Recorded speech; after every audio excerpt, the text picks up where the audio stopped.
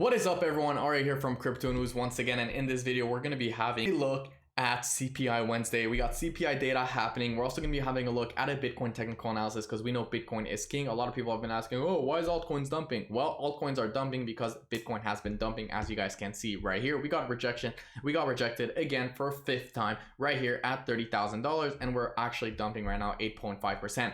Now, USA inflation is obviously a very key and big part of this. We can see that the forecast is supposed to be sitting at 4.9%. So inflation is actually supposed to be coming down.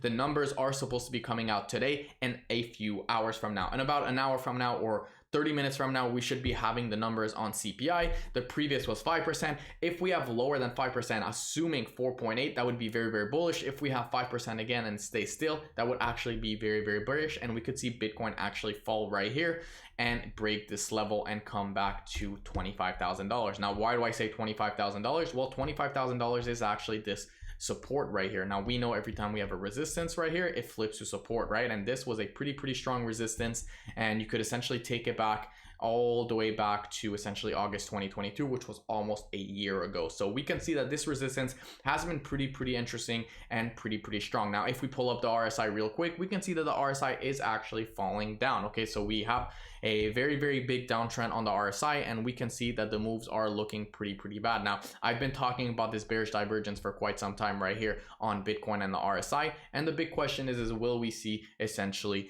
Bitcoin falling down to $25,000? Now, if I take this from the top to the bottom, that would be a 16% dump. Now, let me remove this real quick to make it clear.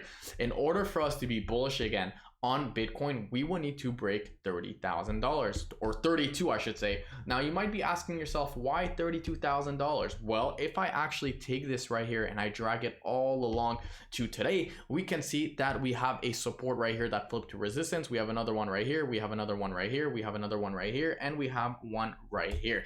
Okay, so in order for us to actually flip really bullish, we need to essentially break above that, because this is a very strong resistance. We're not going to be bullish, in my opinion, until we do so, right? But we know the trend is your friend until it bends, and this is a nice little trend line. So there's two things we need to watch right here: this trend line and this support region right here. Because if Bitcoin falls and slips below not only the trend line but the support region right here, we could see more slippage to the downside on Bitcoin and retesting the all-time lows of 2022, which was approximately $15,000.